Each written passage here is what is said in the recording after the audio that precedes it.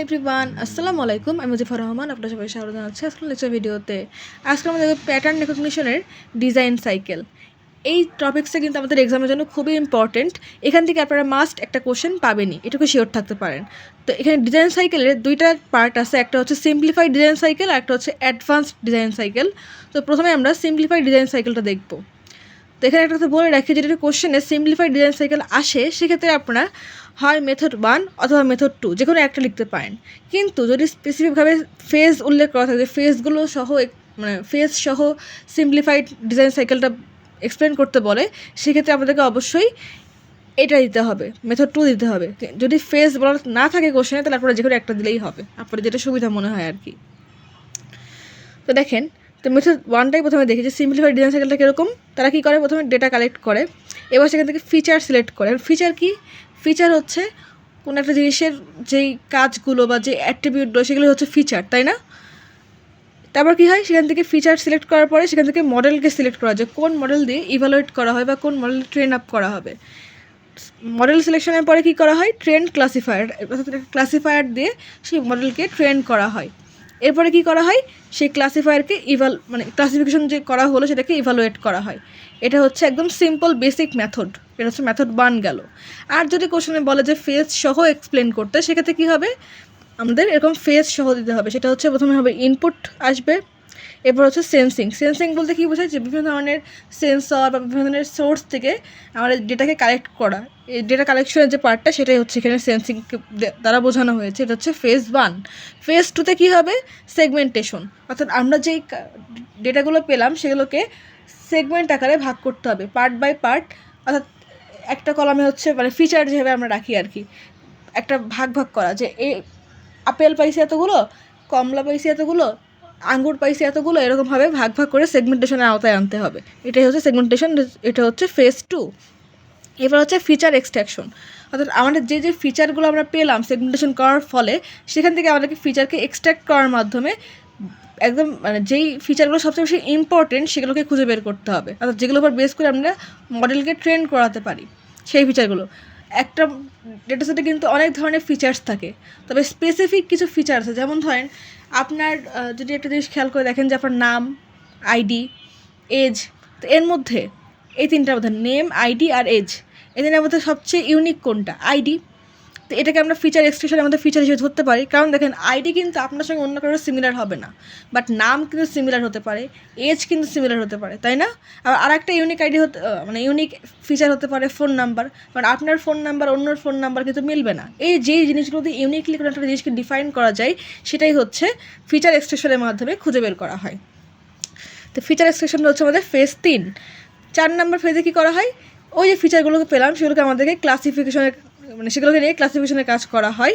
এবার 5 নম্বর ফেজে post processing, অর্থাৎ আমাদের যেই আমরা ইনফরমেশনটা মানে যে রেজাল্টটা পেলাম, যে ইভ্যালুয়েশনটা পেলাম, সেখান থেকে আবার সেই মডেলকে ইভ্যালুয়েট করা হয় যে কতটুকু অ্যাকুরেট রেজাল্ট দিচ্ছে, কতটুকু সেই রেজাল্টটা সত্যতা, কতটুকু মানে কোনো উল্টাপাল্টা রেজাল্ট দিচ্ছে কি না, এই জিনিসগুলো হচ্ছে এখানে মানে মোট কথা বলতে পারেন টেস্টিং ফেজ বলতে পারেন, ঠিক আছে?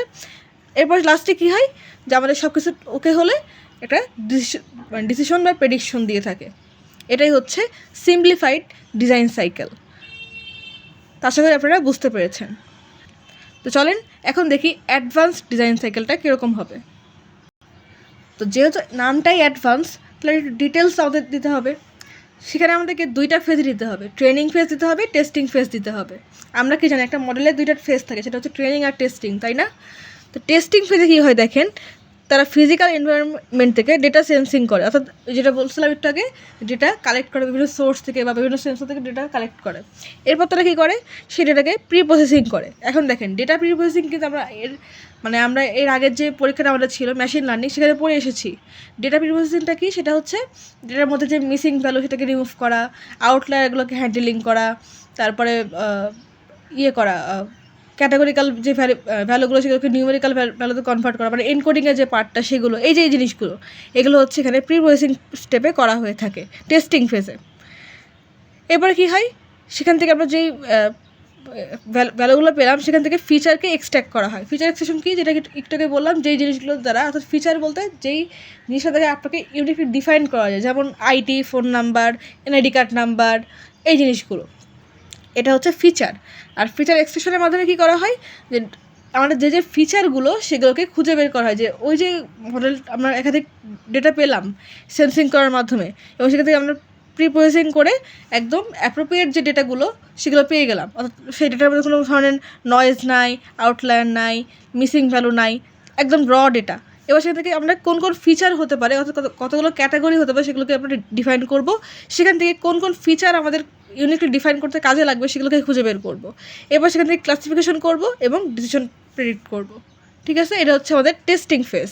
আর ট্রেনিং ফেজে কী কাজ করা হয়, প্রথমে ডেটাকে ট্রেনিং ডেটা নেওয়া হয়, সেটাকে প্রি প্রসেসিং করা হয়। দেখেন, টেস্টিং ফেজেও কিন্তু ডেটা নেওয়ার পরে ডেটা প্রি প্রসেসিং হচ্ছিল, ট্রেনিং ফেজেও কিন্তু ডেটা নেওয়ার পরে সেখান থেকে প্রি প্রসেসিং করা হচ্ছে। অর্থাৎ দুইটা ফেজেই কিন্তু প্রি প্রসেসিং করতেই হবে অ্যাকুরেট যদি আমরা মডেলকে ট্রেন করতে চাই সেক্ষেত্রে।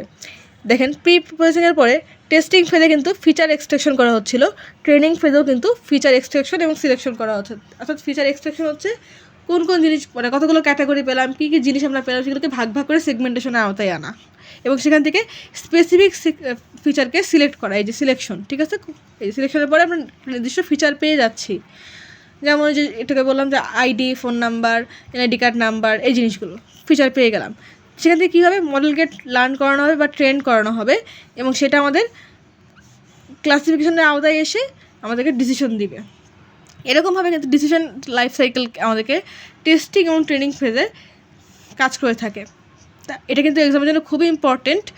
আমি আরেকবার মেনশন করছি যেখান থেকে আপনারা কোশ্চেন পাবেন। তো আমি আজকে দুইটা দেখালাম, সেটা হচ্ছে সিম্পলিফাইড এবং অ্যাডভান্সড ডিজাইন সাইকেল। তো আমি চেষ্টা করছি স্টেপ বাই স্টেপ ইজিভাবে এক্সপ্লেন করার জন্য। তা আপনারা চেষ্টা করবেন যেরকমভাবে ফেজগুলো দেওয়ার পরে, সেটা হোক সিম্পলিফাইড হোক অ্যাডভান্স, জাস্ট ফেজগুলো দেওয়ার পরে জাস্ট দু এক লাইন করে একটু থিওরিটিক্যাল পার্ট লেখার জন্য। তাহলে এতে করে কী হবে, যে আপনার বেসটা অনেক বেশি স্ট্রং হবে। তাহলে টিচার বুঝতে পারবে যে আপনি জিনিসটা আসলে বুঝতে পেরেছেন, আপনি একদম মুখস্থ করে দিয়ে লিখে দেন এরকম না, আপনি স্টেপ বাই স্টেপ জিনিসগুলো বুঝতে পেরেছেন, সেটা আপনাকে পরীক্ষা খাতায় বোঝাতে হবে। তো আজকের মতন এই পর্যন্তই। পরবর্তীতে আমরা দেখব বেজিয়ান ক্লাসিফায়ার অ্যান্ড ইটস ভেরিয়েন্ট। তো পরবর্তী ভিডিও দেখার আমন্ত্রণ রইল। চ্যানেলটা এখন যারা সাবস্ক্রাইব করেন, চ্যানেলকে প্লিজ সাবস্ক্রাইব করবেন, ভিডিওতে লাইক করবেন, কমেন্ট করবেন, শেয়ার করবেন। আজকের মতন এই পর্যন্তই। আল্লাহ হাফেজ।